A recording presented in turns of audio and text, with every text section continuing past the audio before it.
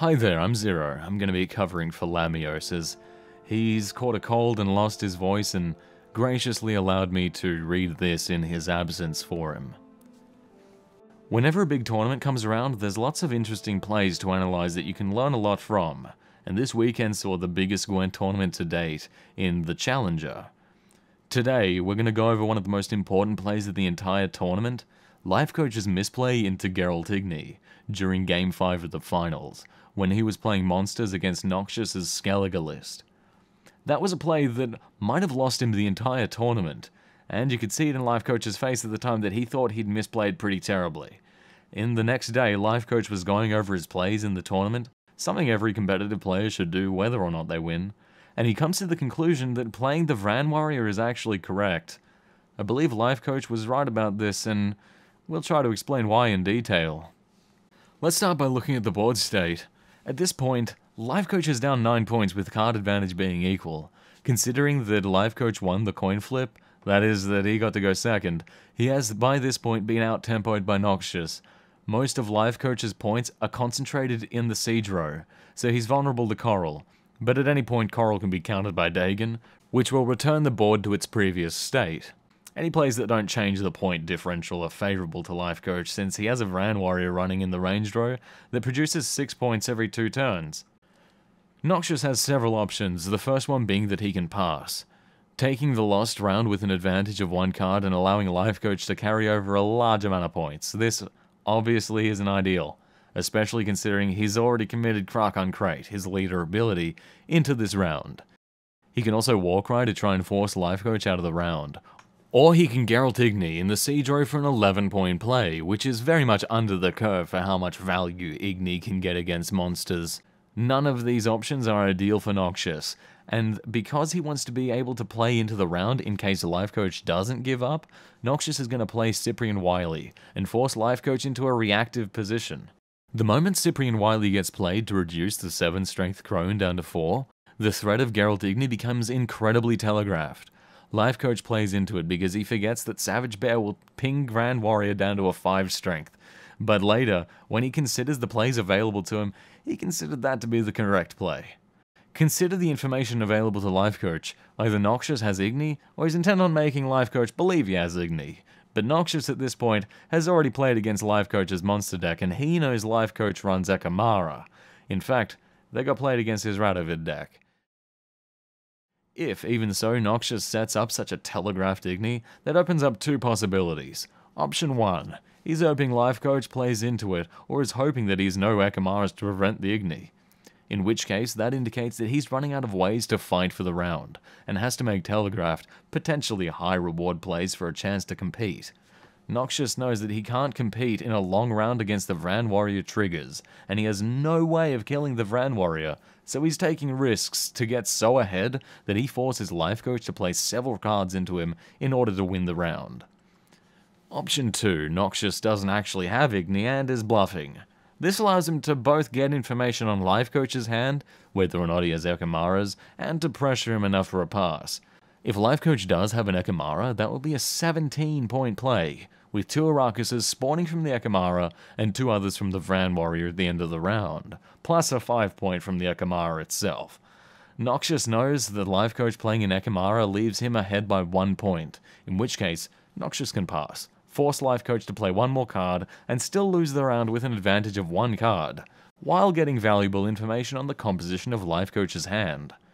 At this point, Lifecoach has to know that Noxious wants to get out of the round, with or without Geralt Igni in hand. Noxious's plays indicates that he wants to urgently get ahead to get a favourable pass, which tells Lifecoach that Noxious feels like he can't beat the value of the Vran Warrior triggers, even in the event that he has Warcry. Lifecoach knows too that if he plays Ekamara that there is a strong possibility that Noxious is going to pass on him. Even if he doesn't, if he plays into the round, he will Warcry and try to get enough ahead and pass the turn after, and Warcry would be worth 30 points for Noxious. The most valuable play in Lifecoach's hand is Kayran, which is worth 24 points. 8 points from the Kayran, and 6 points that it gets from 2 Arakus for each of its 3 consumes. In which case, Lifecoach will still have to play one more card and expend his Kayran, winning the round one card down, but no longer having Kayran to play around that potential Igni. So Lifecoach has a choice to make. Either play a Kamara and win the round at one card disadvantage, possibly expending the Kayran, or play a Varan Warrior and force out the Igni. But now you must be thinking, but winning round one card down is better than losing it one card up. And you'd be right in almost every other situation, but not this one. To understand why Lifecoach's decision is correct, one has to think about win conditions. Lamios will do a video on win conditions soon, and how game-defining it is to understand your win condition, and how your win condition with any given deck changes in the course of a game. But until then, let's look at Lifecoach's hand. Available to him are 2 Varan Warriors, 2 Ekamaras, Caretaker and Kayran. There are 2 Rakus Behemoths on the field, and Lifecoach has a fairly low chance of drawing the 3rd one. So his hand is actually considerably low in terms of how many points it can generate. Kayran and Caretaker, they're both big point swings, but once the Rakus Behemoth go away from the field, Lifecoach's hand consists mostly of 6-point bronzes, and they work towards stacking more power into single units instead of producing spread out power like the Rakus Behemoth would. So how does Lifecoach win this game? Forcing the round to go long means that his cards get value from the Rakus Behemoth. But as we've seen before, Noxious has already indicated that he wants to get out of the round. And when he does, Lifecoach is left with his keep. 2 golds and a bunch of units that concentrate points into larger units. Even more important, he's left with a hand that is tremendously vulnerable to Geralt Igni. Considering Lifecoach's hand, there are very little tools for him to play around Igni, barring a Noxious misplay. If Igni's gonna get at least 20 points of value, and it will in this game, then it's better that it gets the value in round 1, instead of round 2 or round 3. So, Lifecoach's hand is vulnerable to Igni, but what's it strong at? What is the thing that Lifecoach can do with his hand to win the game? Lifecoach's hand is tremendously strong in terms of manipulating carryover. That is, it can manipulate very well what unit gets kept on the board with the monster passive. The combinations of Kayran, 2 Varan Warriors and 2 Ekamaras make it so that Lifecoach has a tremendous amount of control over what he will keep on the board. And this hand, like we've said, is somewhat low in terms of how many points it can generate. Lifecoach cannot reliably expect to draw the 3rd Rakus Behemoth. Let's sum this one up. Lifecoach has a medium to low amount of points available after Behemoths leave the field, a hand that is very favourable for manipulating what unit you keep on the board, and he is playing against Krakon Crate, a deck that has a very high point ceiling with Warcry. Knowing that, one understands that Lifecoach's primary win condition has to be carryover. Winning round 1 card down is usually better than losing it 1 card up. This is because it nullifies your opponent's card advantage tools like Donar or Ciri, while allowing you to bleed him for as long as you want. But Lifecoach's hand cannot reliably bleed without playing right into a very big Geralt Igni, and is low enough in how many points it can generate that he risks simply just getting outvalued in the last round. From the moment you identify Lifecoach's best win condition as carryover manipulation, you have to consider what are its lose conditions. That is, what can disrupt it or make it lose? In that case, the only lose condition for Lifecoach is Geralt Igni. Coral isn't a problem, since the moment Geralt Igni is gone, he can just stack the melee row. Plus, he has Kayran in hand and hasn't used Dagon yet. Getting Geralt Igni out guarantees that he can play the entirety of round 2 with maximizing his keep, enabling his win condition. The risk when you concede round 1 while being up cards is that your opponent is able to use his card advantage tools to bleed you out of a lot of value and go into round 3 with an edge.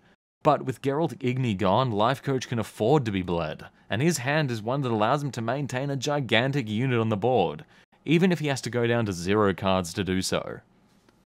If Lifecoach plays Varan Warrior, there are 2 possible outcomes. The first is that Noxious does have Igni, in which case he plays it, because it's too strong an Igni not to take. If that happens, Lifecoach is in a tremendously good position. 1 card up, keeping a 15 strength Varan Warrior on the field, and with a hand that stops him from being bled effectively, and that enables him to set up a huge carryover into round 3. The second possibility is that Noxious was bluffing and he doesn't have Igni, in which case, Lifecoach gets to win the round one card down anyway. But, and this bit is very important, he gets the information that there is no Geralt Igni in Noxious's hand. Noxious will still have to draw 2 cards after the round ends, but giving Lifecoach the information that he has no Igni, and that he's relying on drawing it to have a way to deal with his board or hand, and that is a very vital piece of information. So in this particular situation, playing into and forcing out Geralt Igni seemed to be the correct play, in that it plays into Lifecoach's win condition the most, understanding that you'll have a hard time outvaluing with the tools available in your hand, and playing to maximize your chances at winning by identifying what your win condition is when you cannot outvalue is tremendously important, even if accidentally. Lifecoach played into his win condition, the ability to manipulate carryover, and it might have very well won in the tournament because of it. If you want to know more about how you can identify your win condition at any given time, and what tools you have at your disposal to make sure you know what your win condition is, keep an eye on this channel. Lamios' next video will provide a detailed explanation on it.